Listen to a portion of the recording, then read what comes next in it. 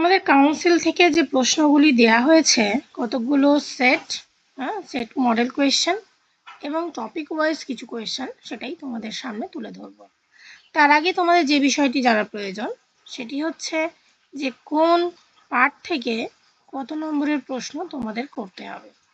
তোমরা জানো যে তোমাদের সমগ্র সিলেবাসটা ইউনিট 1 এবং ইউনিট 2 এই ভাগে বিভক্ত। বেসড অন লজিক বা পাশ্চাত্য তর্কবিজ্ঞানে তোমাদের টোটাল যে নম্বরটি রয়েছে সেটা হচ্ছে 22। তার মধ্যে তোমাদের একটি 6 নম্বরের প্রশ্ন করতে হবে।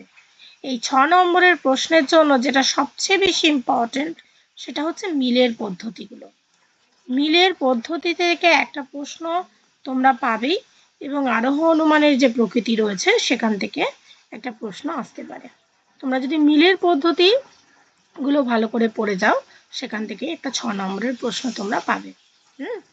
মিলের পদ্ধতিগুলির মধ্যে সবচেয়ে বেশি ইম্পর্টেন্ট হচ্ছে অন্বয়ী পদ্ধতি, অন্বয়ী ব্যতিরেকী পদ্ধতি এবং ব্যতিরেকী পদ্ধতি।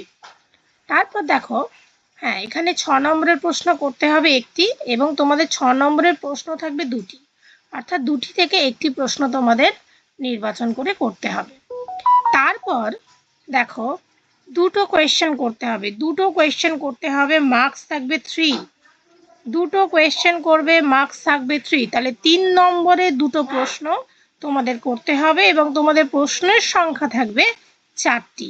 তার মানে 4টি প্রশ্ন থাকবে, সেই 4টি প্রশ্নের মধ্যে দুটো প্রশ্নকে তোমরা নির্বাচন করবে এবং নির্বাচন করে তোমরা উত্তর করবে এবং এখানে থাকবে টোটাল থাকবে 6 নম্বর, 6 নম্বর।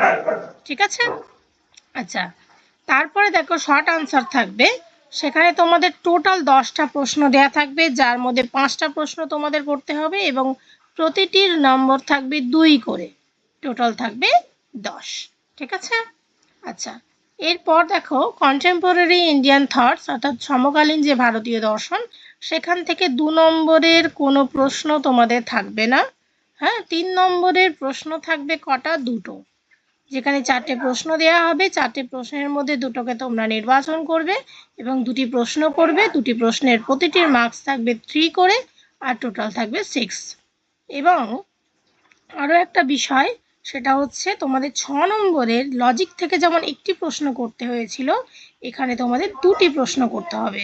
তার মানে সমকালীন ভারতীয় দর্শন থেকে তোমাদের শর্ট আনসার বেশি করে করতে হবে এবং সেখানে টোটাল তোমাদের 4টে প্রশ্ন দেওয়া হবে, 4টে প্রশ্ন থেকে দুটো প্রশ্ন তোমাদের করতে হবে যার মার্কস হচ্ছে 6 করে, 6 6 অর্থাৎ 12।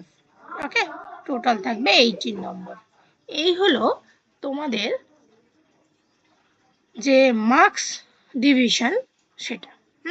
তোমাদের কোন জায়গায় কতটা জোর দেবে সেটা তোমরা এই লিস্টটি থেকে বুঝতে পারবে। চলো।